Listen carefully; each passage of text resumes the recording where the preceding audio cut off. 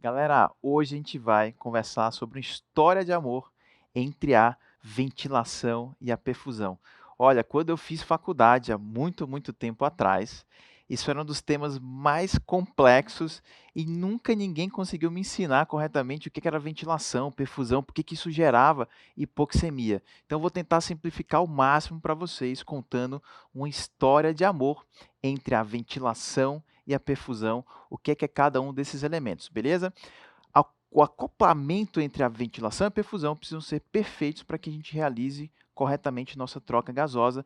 E eu vou mostrar por último as situações em que há um certo desarranjo dentro desse casal que precisa estar sempre unido para que haja, ou para que o nosso sistema respiratório sempre funcione de forma muito harmônica e adequada.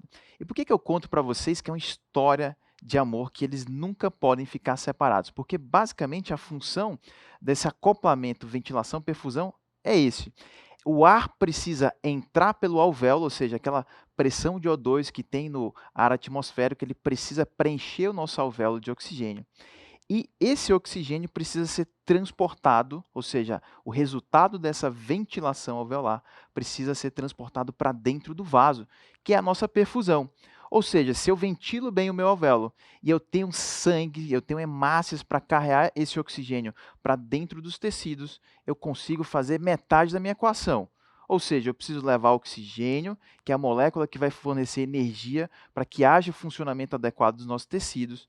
E aí eu falo: "Pô, Felipe, mas por que que você falou metade dessa equação, metade da função?" Porque eu preciso pegar o metabólito dessa reação química lá nos tecidos, que é o CO2, e preciso trazer de volta. E ele volta exatamente pelos vasos, ou seja, eu preciso de perfusão para que esse oxigênio, essa PCO2 que está alta dentro do sangue, esse dióxido de carbono, ele vai se difundir para dentro do alvéolo e, consequentemente, vai para o ar ambiente. Eu preciso capturar oxigênio do ar e preciso devolver CO2. Então, esse casamento, né, que eu estou mostrando para vocês precisa ser perfeito. Então, vou mostrar para vocês com mais detalhe. Olha só, a pressão de oxigênio no ar, imagina que você está ali, né, próximo da costa, ao nível do mar, ele é em torno, a tua PO2 é em torno de 150 milímetros de mercúrio.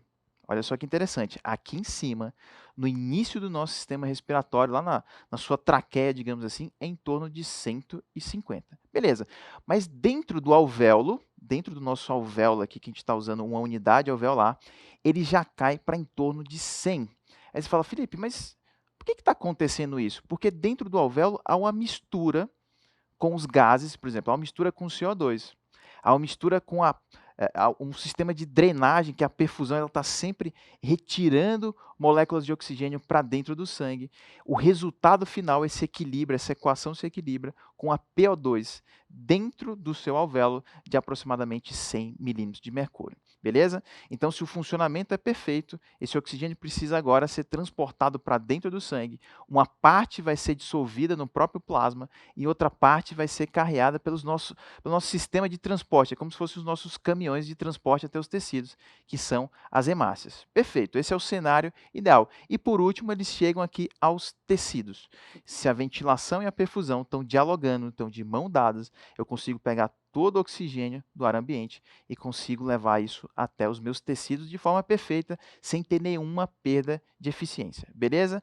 Tranquilo. Então, próximo slide, o que que a gente precisa entender? Alguns carinhas, alguns fenômenos, alguns efeitos, eles não querem que a ventilação e perfusão funcionem de forma otimizada, funcionem de forma ótima. Ou seja, quando eu tenho hipoventilação, quando eu tenho algum distúrbio de difusão ou um fenômeno chamado de shunt, aqui a gente vai chamar de shunt anatômico, o casal vê que sofre interferência e a minha eficiência de troca gasosa, ou seja, a extração de oxigênio do ar ambiente e o delivery, digamos assim, para os tecidos, ele é impactado negativamente. Então vamos estudar cada um desses três fenômenos, desses três invejosos. Hipoventilação. Lembra de hipoventilação como se fosse um paciente super obeso ou um paciente jovem que estava numa moto, sofre um trauma raquimedular, e ele simplesmente tem uma desconexão entre o centro respiratório e o estímulo que precisa chegar à caixa torácica para que ela se contraia. Então, se você olhar bem para essa imagem, a gente precisa estar sempre inspirando e expirando para que esse oxigênio que entra esse gás que entra dentro do pulmão rico em oxigênio, ele esteja constantemente em renovação. Se o paciente hipoventila, ou seja, não consegue expandir a caixa torácica por obesidade, por uma doença muscular, doença neurológica ou por um trauma raquimedular, o que vai acontecer basicamente é que o oxigênio aqui dentro do alvéolo, ele não consegue se renovar, então ele vai caindo de pressão. Então aquela pressão de O2 que precisava ser 150, 120, 100, 80, 50, 40, simplesmente porque as hemácias continuam extraindo oxigênio de dentro do alvéolo. Se não houver o movimento respiratório, ou seja, a inspiração de um gás rico em oxigênio, o que acontece é que simplesmente vai acabando as moléculas de oxigênio dentro do alvéolo. Então, hipoventilação leva a esse fenômeno. Ok, mas será que é só esse fenômeno que acontece, hipoxemia, quando há hipoventilação? Não.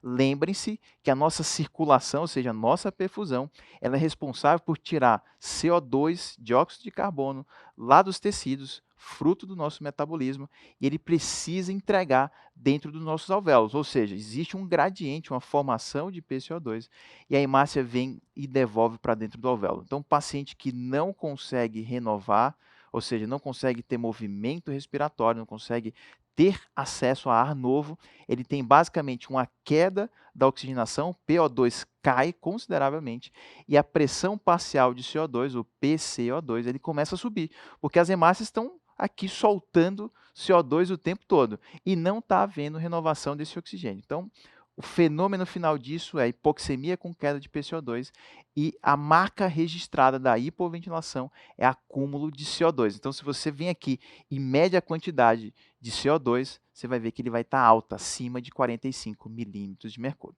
Perfeito, então entendi bem a hipoventilação. Vamos para o segundo carinha que atrapalha a nossa troca gasosa, que atrapalha a vida do nosso casal que precisa ser feliz, que é a ventilação-perfusão. Olha só que interessante.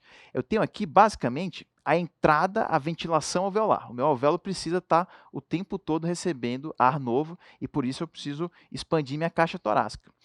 Aqui do outro lado tem os capilares, ou seja, tem alguém que está sempre falando assim, olha, me traz oxigênio que eu te devolvo CO2, me traz oxigênio que eu te devolvo CO2. Mas entre essas duas entidades existe a barreira hematoencefálica.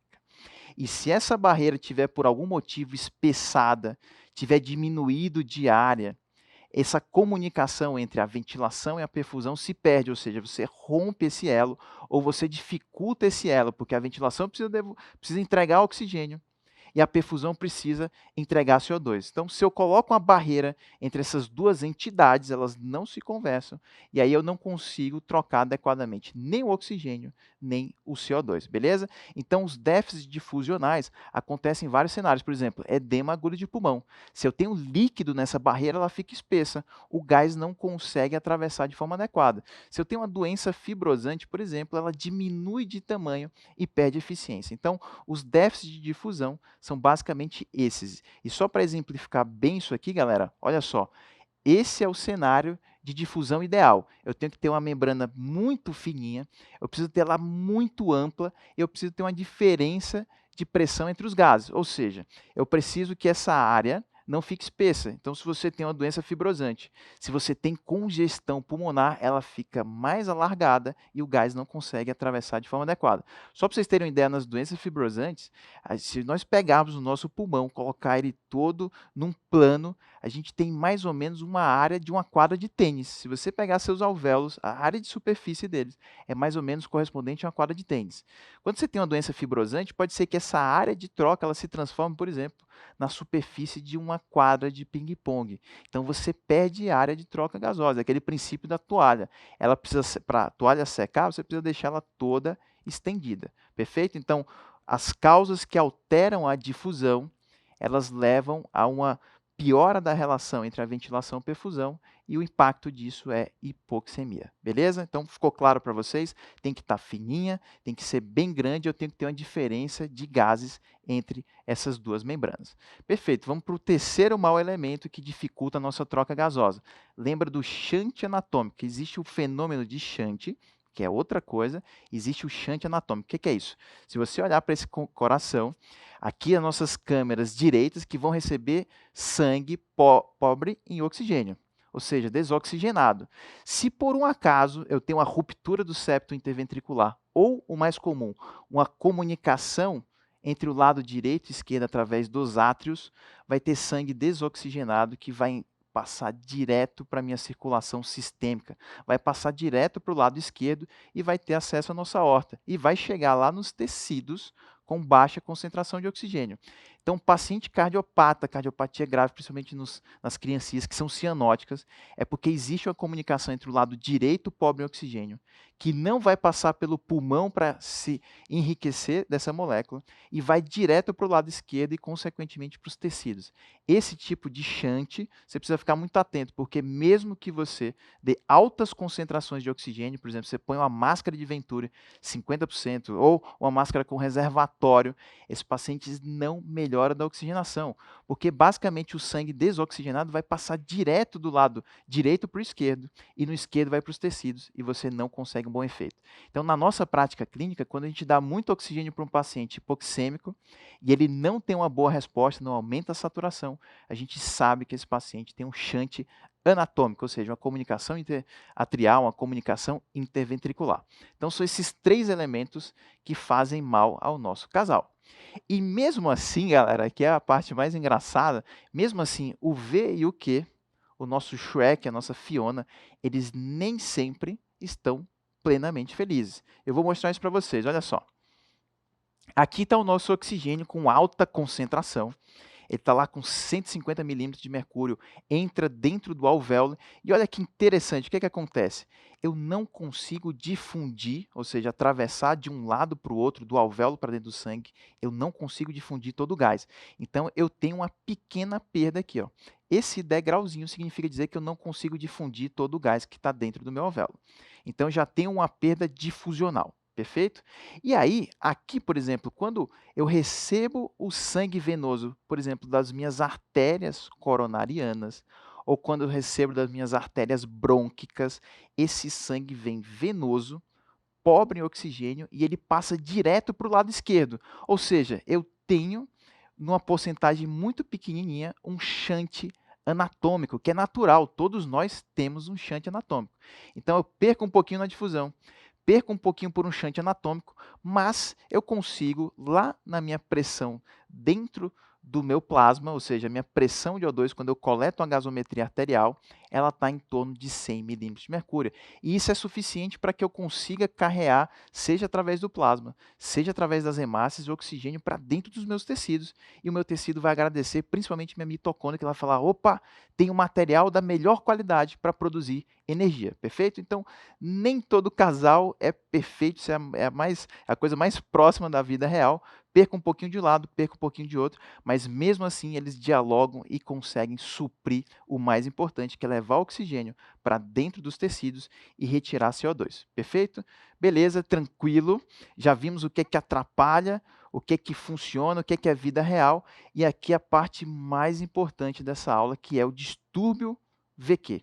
O distúrbio VQ é o que leva, na maioria das vezes, um paciente a ter hipoxemia. Se você estiver dentro de um pronto-socorro, você vai ver que se aquele paciente tem, por exemplo, uma pneumonia, um tromboembolismo pulmonar, a causa da hipoxemia é um desequilíbrio entre esse casal, distúrbio VQ. Aqui eles estão brigando, um vai para o lado e o outro vai para o outro. Então, voltando aqui, galera, presta atenção, a gente precisa de ventilação, perfeito, e dentro do meu alvéolo eu vou ter mais ou menos 100 milímetros de mercúrio, eu vou ter uma concentração de CO2 em torno de 40 milímetros, e aqui, dentro da minha circulação, eu recebo 45 milímetros de CO2. E olha que interessante, existe uma diferença entre a quantidade ou a pressão de CO2 dentro do vaso, e ela é menor dentro do meu alvéolo, ou seja, eu sempre saio do maior para o menor. Então, aqui vai haver uma difusão passiva do CO2.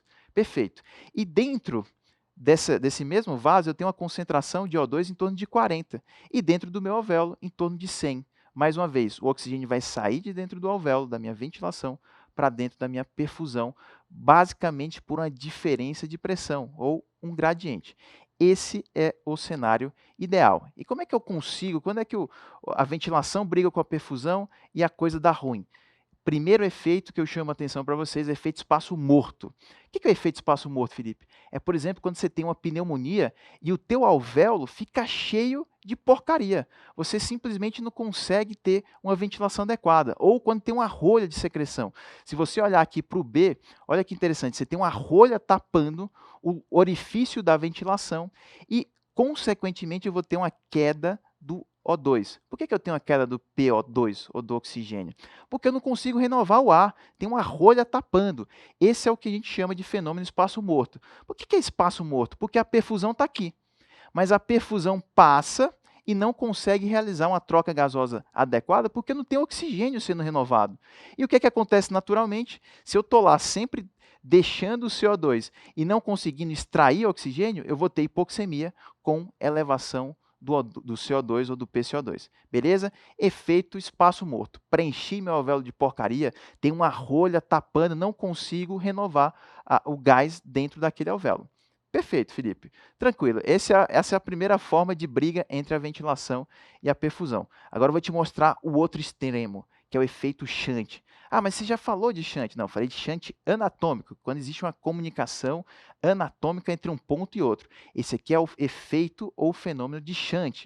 Esse é o nosso casal perfeito, ventila, perfunde, ventila, perfunde, ventila, perfunde. Mas se você tem, por exemplo, um tromboembolismo pulmonar, que é uma rolha dentro do teu sistema vascular, olha o que é que acontece. Entupiu. Se entupiu, aquela área não consegue realizar a troca gasosa, porque não chega CO2 aqui. Eu estou repleto de oxigênio que não consegue entrar no vaso, porque o vaso está ocluído por um trombo, e eu também não consigo mexer no CO2. Por quê? Porque quem traz o CO2 é o vaso, e o vaso está ocluído.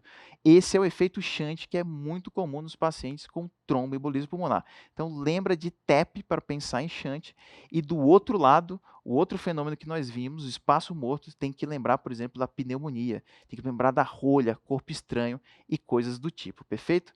Com isso, galera, a gente consegue entender todos os mecanismos que atrapalham o relacionamento entre V e o Q, o nosso Shrek e a nossa Fiona, e quando eles estão felizes, eu tenho uma perfeita troca gasosa. Então, lembre-se desses fenômenos que vocês vão sempre entender porque que um paciente está hipoxêmico, está hipercápnico, por exemplo, beleza?